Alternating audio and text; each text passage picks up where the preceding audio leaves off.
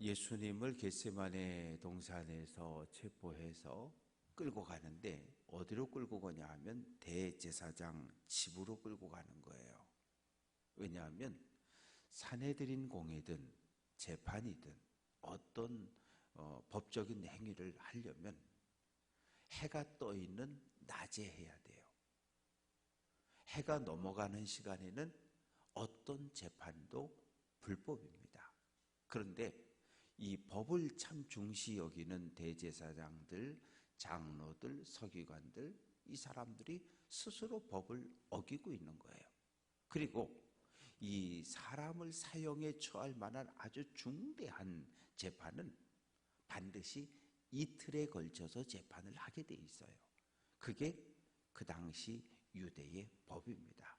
그런데 예수의 재판은 한밤중에 체포해서 산헤드린 공회가 아니라 정식 재판소가 아니라 대제사장 가야바의 집으로 끌고 와서 예수를 거기에서 재판하고 있는 거예요. 그런데 예수를 체포하기 이전에 이미 다 아바피 통지를 해서 산헤드린 공회원들은 모여라 모여라 모여라. 그래서 예수를 끌고 가니까 산헤드린 구성원들이 쫙 모여들었어요.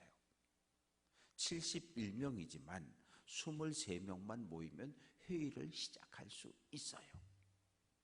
그래서 이제 재판을 시작하는데 다른 제자들과 함께 다 도망쳤던 베드로가 도망을 가다가 그래도 가만히 생각해 보니까 내가 그래도 수제자인데 내가 이러면 안 되지? 그래서 발걸음을 돌이켜가지고 멀찍이 누가 저놈도 예수의 제자야? 그러면 도망칠 수 있는, 안 잡힐 수 있는 아주 멀찍이 따라서 대제사장의 집 뜰까지 들어갔습니다.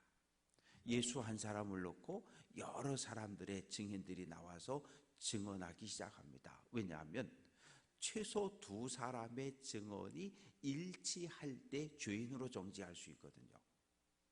유대 사회는 하나 가지고는 안 돼요. 내가 저 사람이 저 사람을 살인하는 것을 봤습니다. 혼자 아무리 이야기해도 법적인 증인이 될 수가 효력이 발휘하지 않아요. 반드시 2명이어야 합니다. 오늘 우리 사회는 어때요?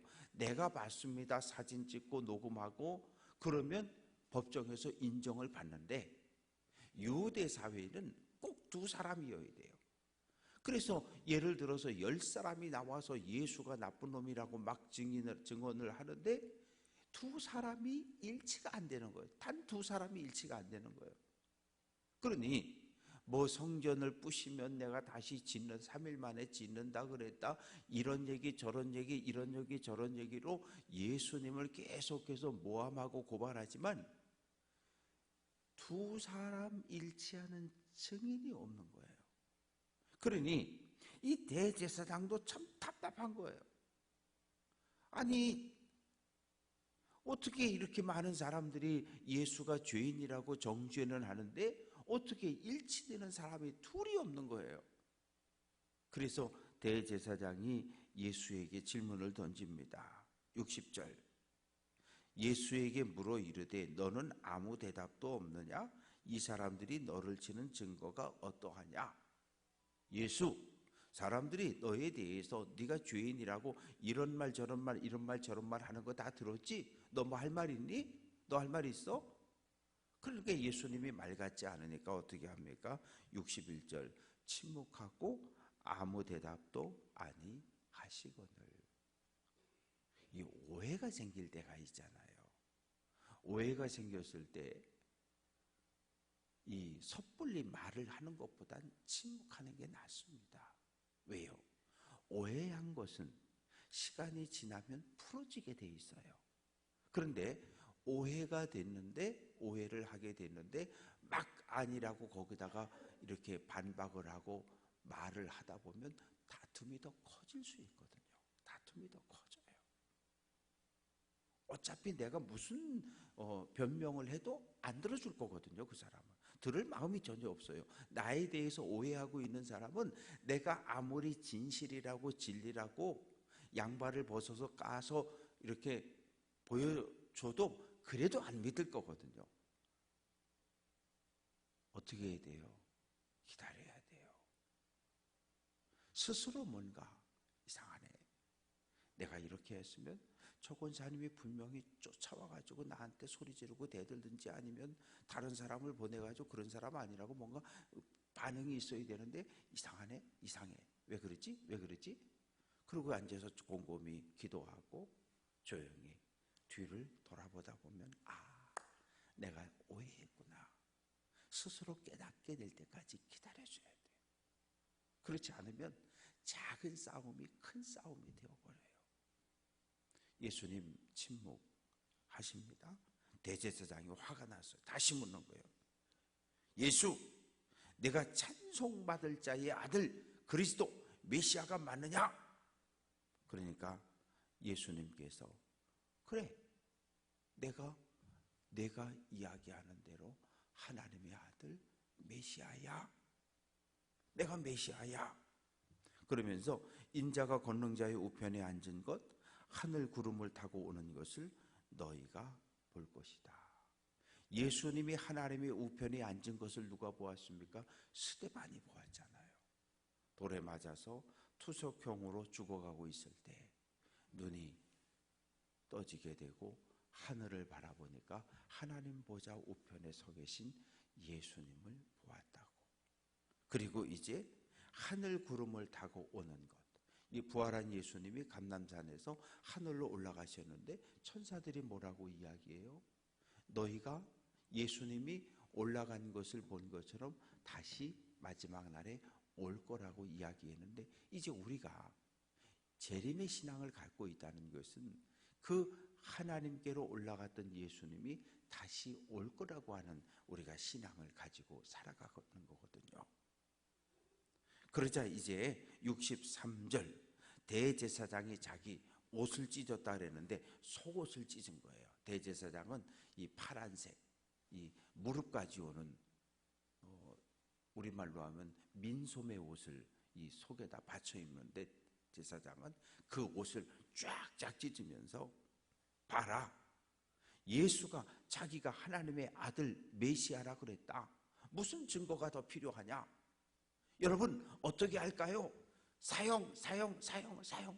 이 산헤드린 공회 회원들이 소리를 지르게 되고, 그래서 대제사장은 예수 사형, 끝난 거예요. 이런 재판은 없어요. 한밤중에 해가 넘어간 시간에 공식 법정이 아닌 곳에서 예수를 신문하는 것도 불법이고, 그리고 단 한 번의 재판으로 예수에게 사형 판결을 내리는 것, 이것도 불법입니다. 하나님을 가장 사랑한다는 사람들, 법을 잘 지킨다고 하는 사람들, 그들이 스스로 법을 깨고 있는 거예요. 그래서 예수에게 말도 안 되는 누명을 씌워서 사형 판결을 내립니다. 그러자 이제 어떤 사람이 예수에게 침을 뱉고 예수의 얼굴에 뭘 뒤집어 씌워서 예수님을 가려놓고, 그리고 막 주먹으로 치고, 그러면서 너 선지자지? 누가 때렸게? 알아맞혀봐. 이러면서 예수님을 조롱하고 업신여기고 무시하는 행동들이 일어납니다. 베드로가 이제 대제사장 뜰 안에 들어와 있어요. 좀 가까이 가 있었는데 대제사장의 여종 하나가 와가지고 불을 쬐는다는 것, 밤이 되면 추우니까. 그리고 예루살렘은 해발 고도가 높아서 산꼭대기 춥거든요. 그 우리가 보통 뭐 양구라든지 평창이라든지 햇빛 700, 이 해발 700이라는 얘기거든요. 여름에도 선선하고 태백은 여름에 모기도 없대잖아요. 그런데 예루살렘은 그거보다 더 높아요. 왜? 860, 800이 정도 되니까. 서늘하니까 밤에 불을 피워놨는데 베드로도 거기 가서 불을 쬐면서 이렇게 쳐다보고 있는 거죠. 그런데 여종 하나가 와서 너 나사렛 예수와 함께 있던 거 내가 봤어. 그러니까 이 여자가 지금 무슨 소리 하는 거야? 무슨 소리야? 나 몰라. 지금 나한테 무슨 소리 하는지 나 몰라. 그러면서 살짝 옆으로 대문이 있는 쪽으로 살짝 자리를 옮깁니다. 그러자 여종이 다시 곁에 서 있는 사람들한테 이 사람 저 예수와 함께 다니던 한패야. 그러니까 70절 말씀 보면 또 부인하더라. 조금 후에 곁에 서 있는 사람들이 베드로에게 말하되 너 목소리 보니까 딱 너 갈릴리 사람 맞지? 옷차림도 우리하고 좀 다르고. 왜? 예루살렘에 사는 사람들과 갈릴리에 사는 사람들은 억양이 달랐어요. 사투리를 사용했단 말이에요. 그러니까 우리가 남쪽에 사는 사람들, 또 충청도 중간에 사는 사람들, 이 강원도 사는 사람들, 강원도도 원주 춘천하고 저 강릉 속초 이 바닷가하고 또 이제 평창 태백 이쪽하고 말투가 조금씩 다 달라요. 그래서 말투를 가만히 들어보면 남쪽 사람, 동쪽 사람, 서쪽 사람 알아요. 그러니까 너 말투를 들어보니까 너 갈릴리 사람 맞네. 너 갈릴리 사람 맞고 예수를 따르는 사람들은 거의 100% 아니 대부분이 갈릴리 사람들이거든요. 그러니까 71절 저주하며 맹세하되 누구의 이름으로? 하나님의 이름으로 예수를 향하여 저주하고 맹세했다. 저주라고 하는 단어는 단순해요. 온갖 욕을 퍼붓는 거예요. 욕을. 나 예수 저 새끼 모른다고. 선생님인데 내가 지금 체포당해 고난당하게 되니까 나 예수 저 새끼 모른다고 예수님에게 욕설을 퍼부으면서 나 모른다는 거예요. 근데 72절 닭이 곧 두 번째 울더라. 닭이 두 번째 울 때쯤 되면 이제 새벽이 시작이 되는 거거든요. 이 닭이 한 번 울고 두 번 운다 그러는데 유대의 닭들이 두 번째 닭이 울 때는 새벽이 가까웠을 때 닭이 두 번 온다 그래요. 그래서 옛날 우리도 시골에서 식이 없을 때 보면 닭이 울면 이제 아침이 됐나 보다 하자는 것처럼 닭이 두 번 울자 갑자기 그 닭 울음소리에 베드로가 가슴이 탁 막혀버리는 거예요. 예수님이 닭이 두 번 울기 전에 네가 나를 세 번 모른다고 부인할 거야. 아이 절대 그럴 일 없다고. 절대 부인하지 않고 선생님 다른 제자들은 몰라도 저는 선생님 죽으면 죽는 데까지 같이 갈 거예요.